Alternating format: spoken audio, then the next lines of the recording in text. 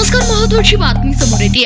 बलवडी येथे हुतात्मा महादेव शिंदे स्मारकाचे पालकमंत्री जयकुमार गोरे यांच्या हस्ते अनावरण संपन्न।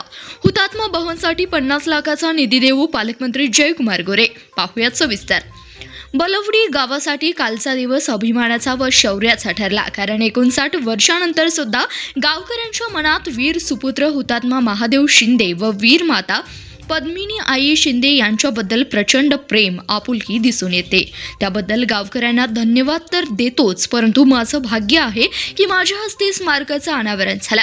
मला कार्यक्रमात भाग घेता आला, त्यामुळे हुतात्मा महादेव शिंदे यांना प्रथम अभिवादन करतो व बलवडी गावात हुतात्मा भवनसाठी 50 लाखाच्या निधीची घोषणा करतो, असं पालकमंत्री जयकुमार गोरे यांनी स्मारकाच्या अनावरण प्रसंगी बलवडी तालुका सांगोला येथे बोलताना मत व्यक्त केलं।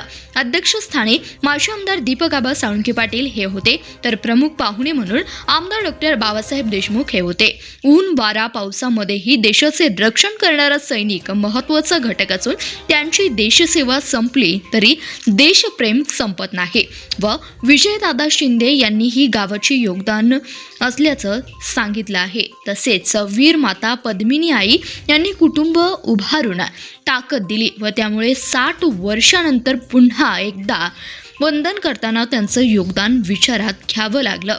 असं मान नदीत पाणी सोडलं व आता विजेचा प्रश्न व पोलीस स्टेशनचे प्रश्न मार्गी लावून व देशासाठी शिंदे कुटुंबाचा त्याग मोठा आहे, असंही पालकमंत्री जयकुमार गोरे यांनी यावेळी सांगितलं। सुरुवातीस प्राचार्य संभाजी शिंदे यांनी प्रास्ताविक केलं, तसेच हुतात्मा स्मारकाचे उद्घाटन पालकमंत्री जयकुमार गोरे यांनी करून एक सांगोला तालुक्यात मानाचा तुरा रोवल्याचं काम केलं, असं आमदार डॉक्टर बाबासाहेब देशमुख यांनी या प्रसंगी मत व्यक्त केलं। सदर प्रसंगी वीर माता पद्मिनी आई शिंदे व सुभेदार राजेंद्र धायगुडे यांच्या योगदानाबद्दल त्यांचा सत्कार करण्यात आला।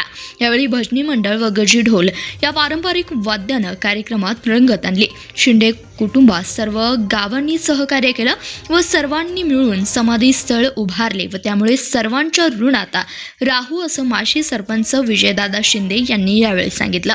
यावेळी तहसीलदार बाळूताई भागवत, गटविकास अधिकारी योगेश कांबळे, पोलीस निरीक्षक राहुल देशपांडे, भाजपा नेते बाळासाहेब एरंडे, शिक्षण सभापती चेतनसिंह केदार, सभापती पूनमताई इंगवले, जिल्हा परिषद सदस्य शोभाताई खटकाळे, माजी नगराध्यक्ष मारुती आबा बनकर, माजी सभापती संभाजी तात्या अलदर, पानंद रस्तेसह अध्यक्ष सचिन देशमुख, ज्येष्ठ नेते तानाजी काका पाटील, आरपीआय अध्यक्ष खंडू सातपुते, डॉक्टर शिवराज भोसले, मच्छिंद्र मामा इंगवले, युवा नेते उल्हासदादा धायकोडे, अमरदादा लिगाडे, पोपटराव गडदे, प्रशांत वल्लेकर, चेअरमन संजय धायगुडे व चेअरमन शिवाजी शिंदे, नगरसेवक बाळासाहेब झपके, सरपंच ज्ञानेश्वर राऊत, उपसरपंच शिवाजी शिंदे, समाधान शिंदे, तंटमुक्त अध्यक्ष साहेबराव शिंदे, ग्रामपंचायत सर्व सदस्य, सोसायटी सर्व संचालक, शिक्षक नेते रमेश शिंदे व सर्व परिवार, ग्रामस्थ, महिला, युवा वर्ग मोठ्या संख्येने उपस्थित होता।